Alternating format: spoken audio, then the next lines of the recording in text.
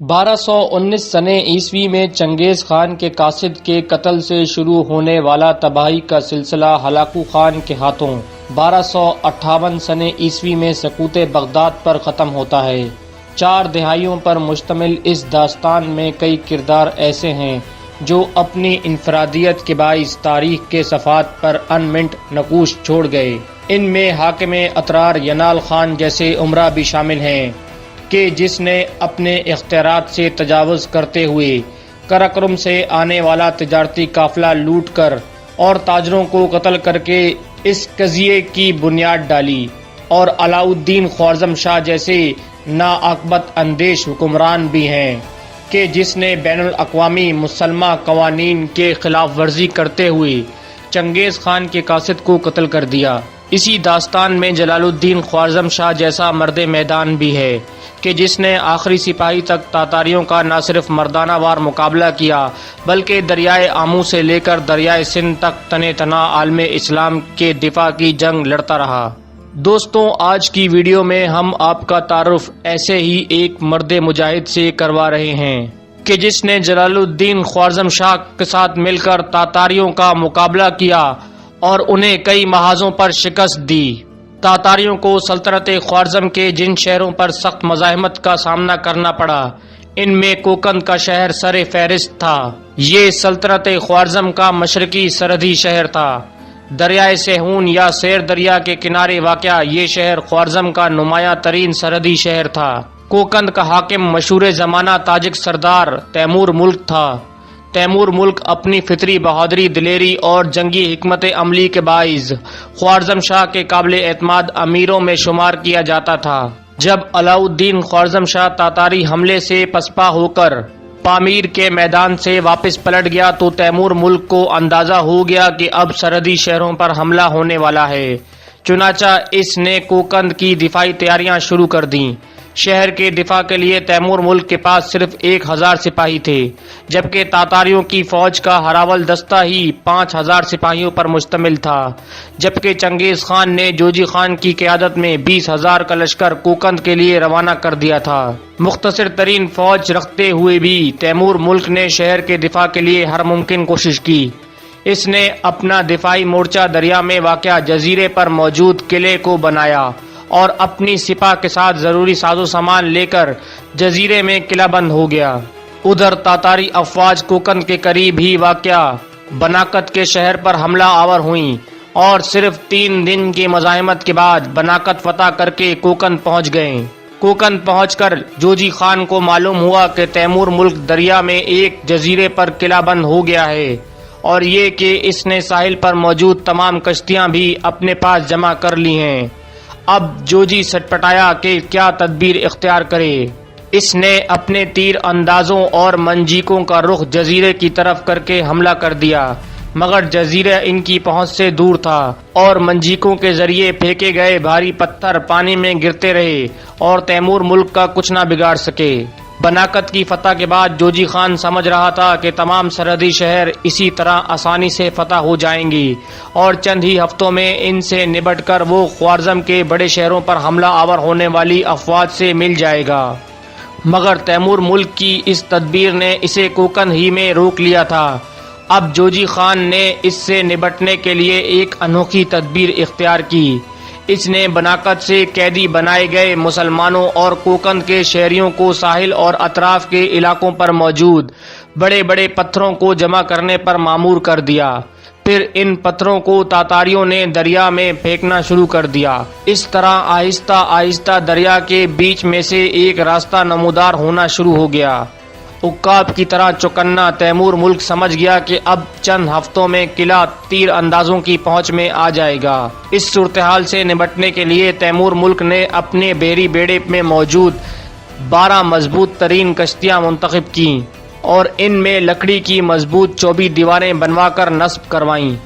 ان تختوں کے درمیان تیر اندازوں کے لیے سوراخ کروائے اور اپنے ماہر ترین تیر انداز ان کشتیوں میں سوار کروا کر دریا میں راستہ بناتے تاتاری سپاہیوں پر حملہ آور ہو گیا۔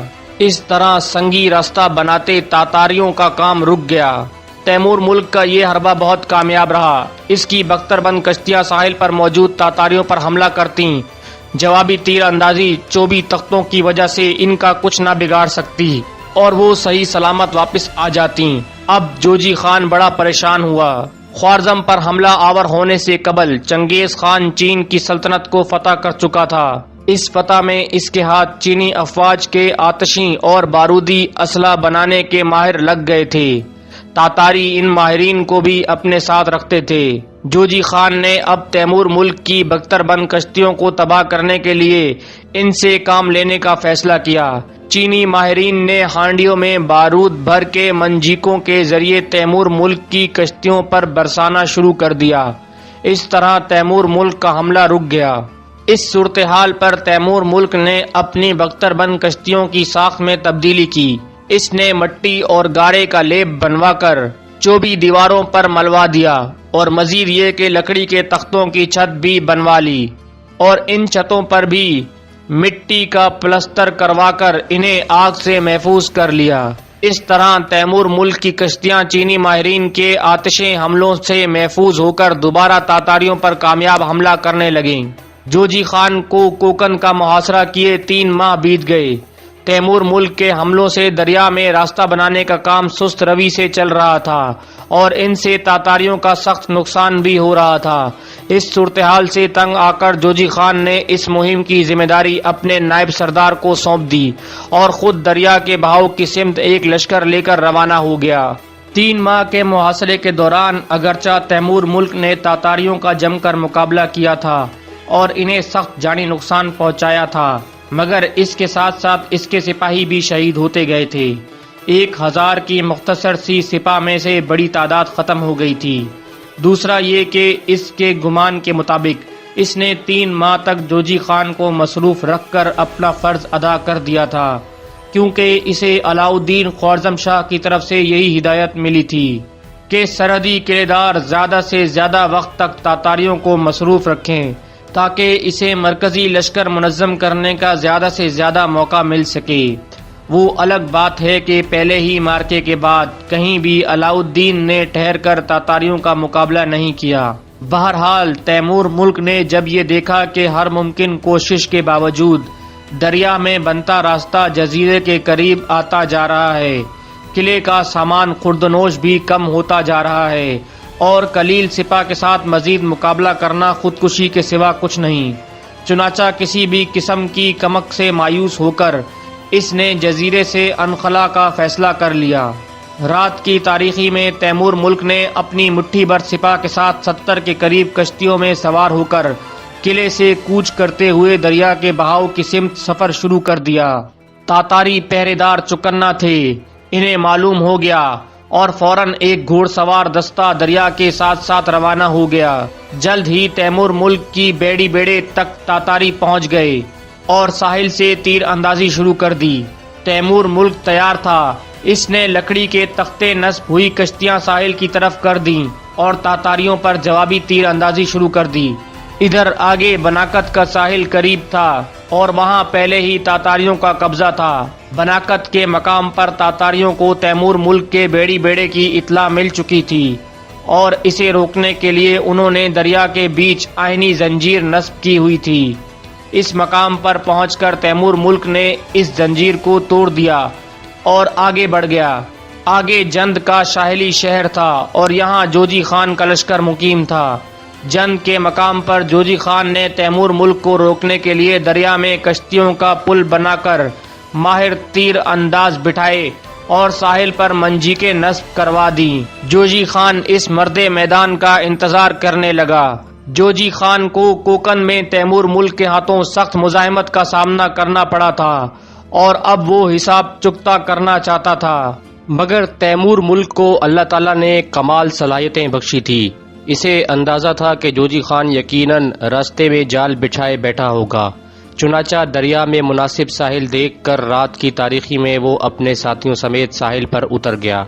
جب تک تاتاریوں کو علم ہوتا وہ ان کی پہنچ سے دور نکل چکا تھا۔ اب صورتحال اس طرح تھی کہ تیمور ملک اپنے مٹھی بھر ساتھیوں کے ساتھ آگے آگے تھا اور تاتاری گھوڑ سوار دستہ ان کے تعاقب میں سرپٹ دوڑا چلا آ رہا تھا۔ جوجی خان کی ہدایت تھی کہ تیمور ملک کو ہر صورت زندہ یا مردہ پکڑ کے لایا جائے۔ ایسے موقع پر عموماً سالار اپنی جان بچا کر راہ فرار اختیار کرتا ہے اور سپاہیوں کو دشمن کے رحم و کرم پر چھوڑ دیا کرتا ہے، مگر تیمور ملک نے اپنے ساتھیوں کی بقا کے لیے قربانی دینے کا فیصلہ کیا اور راستے میں رک کر تاتاریوں کا مقابلہ کرتا رہا تاکہ اس کے ساتھیوں کو نکلنے کا موقع مل سکے۔ ایسی مثال ہمیں تاریخ میں بہت کم ملتی ہے۔ تیمور ملک اپنے چند جانثاروں کے ساتھ راستے میں رک کر تاتاریوں کا مقابلہ کرتا اور انہیں مصروف رکھتا کہ اس دوران اس کے سپاہی دور نکل جاتے۔ یہ سلسلہ کئی دن تک چلتا رہا، یہاں تک کہ اس کی تمام سپاہ فرار ہو گئی اور تیمور ملک تنہا رہ گیا۔ اس کے تعاقب میں 3 تاتاری سپاہی تھے اور اس کے ترکش میں بھی 3 تیر ہی باقی بچے تھے۔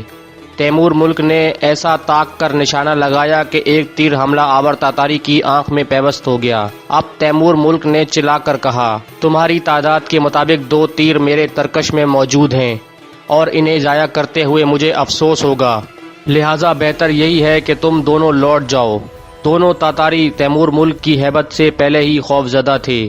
یہ سن کر وہ اور ڈر گئے اور خاموشی سے پلٹ گئے۔ کوکند کے اس مارکے میں تیمور ملک نے جس دلیری سے تاتاریوں کا مقابلہ کیا تھا، یہ پورے خوارزم میں پھیل گیا تھا۔ تاتاریوں کے قابل تسخیر ہونے کا تصور تیمور ملک کی بہادری سے متاثر ہو گیا تھا۔ اگرچہ وہ شہر کا دفاع نہ کر سکا تھا، مگر صرف 1000 کی سپاہ کے ساتھ تاتاریوں کا 3 ماہ تک مقابلہ کرنا اور زندہ سلامت بچ نکلنا، یہی بہت تھا۔ آخرکار یہ مرد مجاہد اپنے بادشاہ علاؤ الدین خوارزم شاہ کے پاس پہنچ گیا، مگر جلد ہی اسے اندازہ ہو گیا کہ علاؤ الدین ذہنی طور پر شکست کھا چکا ہے اور کہیں بھی رک کر چنگیز خان کا مقابلہ کرنے کی ہمت نہیں رکھتا۔ اس کے برعکس شہزادہ جلال الدین تاتاریوں کا مقابلہ کرنے کے لیے لشکر منظم کر رہا ہے اور خوارزم میں صرف وہ ہی اس کام کا اہل ہے۔ چنانچہ تیمور ملک جلال الدین کی خدمت میں حاضر ہو گیا اور جلال الدین نے اس کی بڑی آہو بھگت کی۔ جلال الدین بہادروں کا قدردان تھا اور جلد ہی تیمور ملک جلال الدین کے قریبی امراء میں شامل ہو گیا۔ تیمور ملک اور جلال الدین کا ساتھ آخر تک برقرار رہا اور تاتاریوں کے خلاف جلال الدین کی مزاحمت میں تیمور ملک اس کے ساتھ شریک رہا۔ آج بھی تاجک قوم کے لوگ تیمور ملک کی دلیری پر فخر کرتے ہیں۔ روایات میں ہے کہ نامور فاتح امیر تیمور لنک جو منگول قبائل سے تعلق رکھتا تھا، اس کا نام تیمور ملک کے نام پر ہی رکھا گیا تھا۔